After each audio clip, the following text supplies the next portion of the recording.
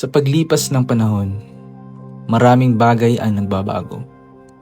Kasabay ng pag-unlad ng teknolohiya, may mga simpleng bahagi ng pagkabata ang unti-unti nang nawawala. Mga larong dati bumubuo sa hapon ng bawat bata. Mga larong may kasamahang takbuhan, tawanan at samahan.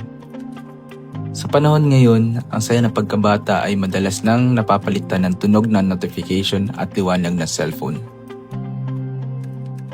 Ngunit sa kabila ng pagbabagong ito, may isang grupo ng kabataan na naniniwalang may mga bagay na hindi dapat kalimutan.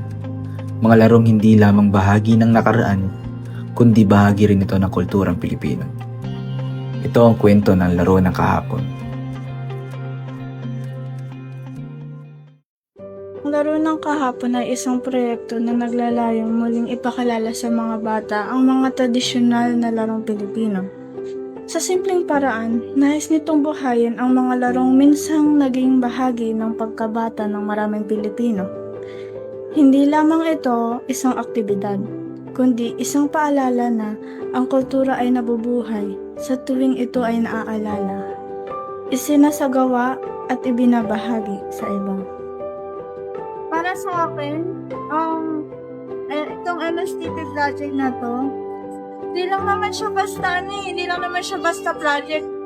Para sa akin kasi, ito yung paraan na parang may papamana ko yung mga karanasan ko nung bata ako na masaya, na yung the golden old times sa mga bata ngayon. Kasi, parang ang gloomy ng mga bata ngayon eh. Parang gusto ko maipamahagi sa kanila kung ano yung mga naranasan ko dati.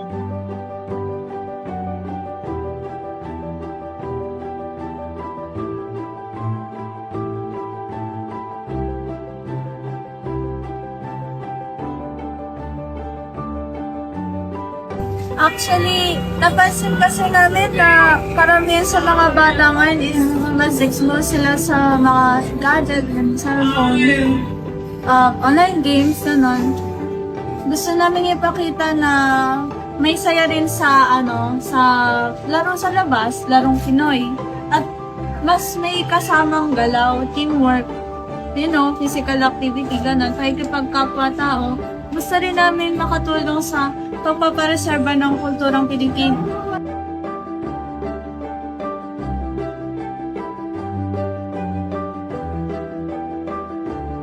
Hindi lang naman namin ipapalaro sa kanila at ipapaliwanag lang din naman namin itong mga larong ito.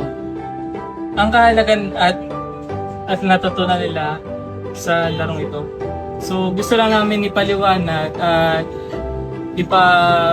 ibahagi yung mga naging karanasan namin sa laro namin na nakasanayan.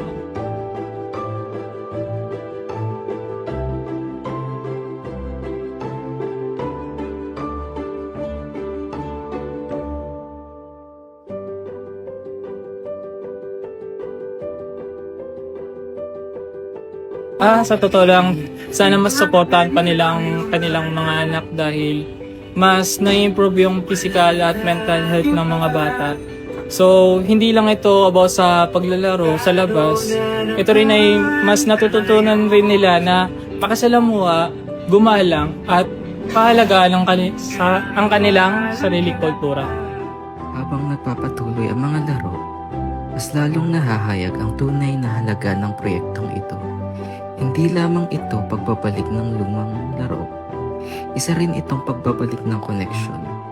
Koneksyon sa kapwa, sa komunidad, at sa kulturang minsan naging buhay na buhay sa bawat kalsada at bakuran. Sa totoo lang, kasi nakaranas talaga ako ng larong panlabas eh, kaya nakakalungkot lang na siya kasi honestly, kasi parte to ng pagkabata ng maraming Pilipino kapag nakalimutan ng ang mga batang to, yung mga larong noon, parang may parte na rin na kultura natin ang unti-unting mawawala sa kanilang pagkatao, sa pagiging Pinoy. Sa mga simpleng eksenang ito, mapapatunayan na ang mga larong Pinoy ay higit pa sa libangan. Sila ay mga alaala. Sila ay mga kwento. Sila ay piraso ng ating pagkabata at ang ating pagiging Pilipino. At sa bawat batang muling natutong maglaro nito, may isang bahagi ng kulturang Pilipino ang muling nabigyan ng buhay. Naipapasa rin rito ang pagiging masayahin, palakaibigan, madiskarte at marunong makisama ng mga Pilipino. Sa simpleng paglalaro ay makikita mo na agad ang value nila bilang isang komunidad.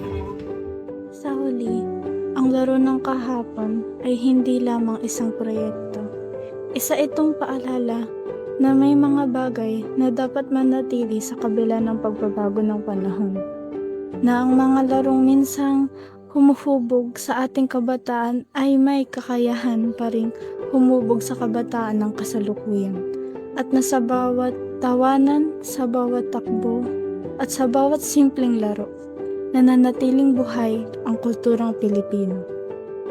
Dahil ang mga larong ito ay hindi lamang alaala ng kahapon. Ito ay pamana para sa kinabukasan.